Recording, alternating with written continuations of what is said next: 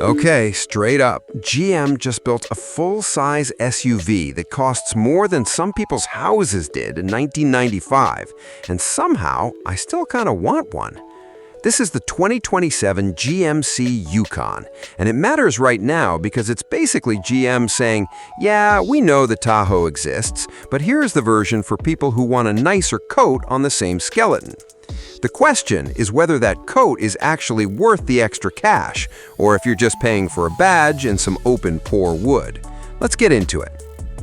Underneath, this thing shares its bones with the Chevy Tahoe and Suburban, plus it's basically cousins with the Cadillac Escalade. That's not a bad family tree. But here's my skepticism. When 3 or 4 SUVs from the same company are all built on the exact same platform, the premium feel has to come from somewhere real, not just badges and grille shapes. GMC's answer is going all in on the cabin. Denali models get open-pore wood with laser-etched topographic patterns, which, fine, is a genuinely cool detail, not just a gimmick, plus 16-way power seats with heating, cooling, and massage. That's not marketing fluff. That's actual comfort tech you'll notice on a 5-hour road trip. Where I raise an eyebrow is parking. This is a genuinely large vehicle, and GMC hasn't magically solved physics. Maneuvering the Yukon XL in a tight city garage is still going to be a workout. Powertrain-wise, you've got 3 choices. The base is a 361 horsepower 5.3-liter V8.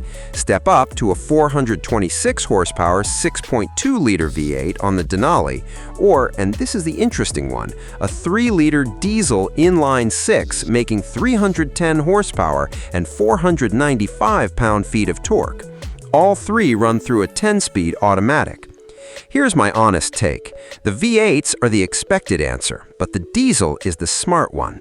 It delivers peak torque under 2,000 RPM, which means it's doing its best work exactly when you're pulling a trailer off a stoplight or grinding up a grade. The V8s only get their peak grunt higher in the rev range, which just isn't as useful for towing. Compare that to a Ford Expedition, which doesn't even offer a diesel option at all.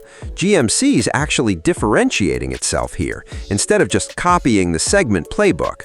My critique?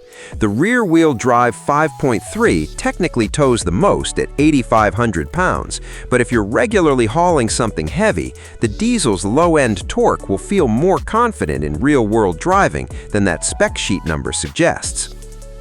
We're looking at a mid-2027 arrival, with pricing stretching from $72,395 all the way up to $106,695 for a loaded Denali Ultimate.